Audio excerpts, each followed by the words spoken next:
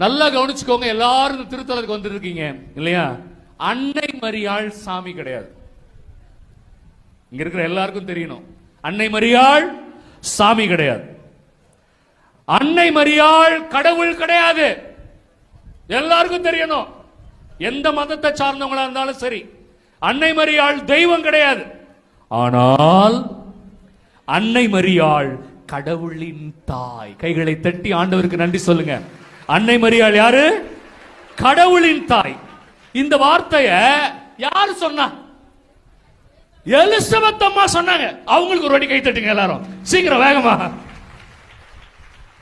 இந்த வார்த்தை எலிசபெத் அம்மா சொன்னாங்கன்னு சொன்னாங்க இல்லையா? அது கூட பாதி உண்மைதான். எலிசபெத் அம்மாள் பரிசுத்தாவியால் நிரப்பப்பட்ட பிறகு சொன்ன வார்த்தை. அப்படின்னா அது எலிசபெத் அம்மா பேசின வார்த்தை இல்ல, அவங்க ஆவியின் அபிஷேகம் பெற்ற பிறகு இந்த உலக மக்களுக்கு ஒரு செய்தி சொல்றாங்க. யாரு? இந்த பிரிவினை சபைகள்லாம் சொல்றாங்க இல்லையா, அன்னை மரியாள் கிட்டலாம் போக கூடாது அப்படி சொல்றாங்கல்ல, அவங்களுக்கு சொல்றாங்க, இவர் சாதாரண ஒரு மனிதருடைய அம்மா அல்ல, என் ஆண்டவரின் தாய். என்னிடம் வர எனக்கு என்ன தகுதி இருக்கு? அந்த தாயினுடைய வாழ்த்து செய்தியை கேட்டவுடன் எலிசபெத் அம்மாள் பரிசுத்தாவியால் நிரம்பினாள். அவள் வயிற்றில் உள்ள குழந்தை அக்களிப்பாள், துள்ளியது. வயிற்றில் இருக்கிற குழந்தை எப்படி துள்ளுன்னு ஆம்பளைங்களுக்கு தெரியாது. மண்டை ஆட்டாதீங்க ஆம்பளைங்க,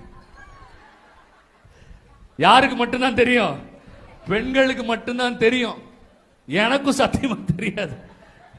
நாங்க கேட்டு தெரிஞ்சுக்கிறோம். எங்க அம்மா கிட்ட சொல்லுவாங்க இல்லையா, எங்க அம்மா சொல்லுவாங்க, நான் பிறக்கும் போது 3.5 கிலோக்கு 4 கிலோ என்னமோ இருந்துதான், வெயிட் ஜாஸ்தியா.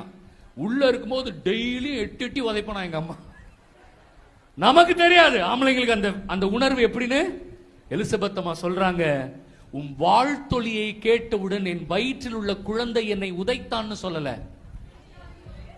அக்களிப்பாள், துள்ளினான். குழந்தை குதிக்கிறான், சந்தோஷம். யாருடைய வருகையினால சந்தோஷம்? அன்னை மரியாளினுடைய வருகையினால சந்தோஷம்.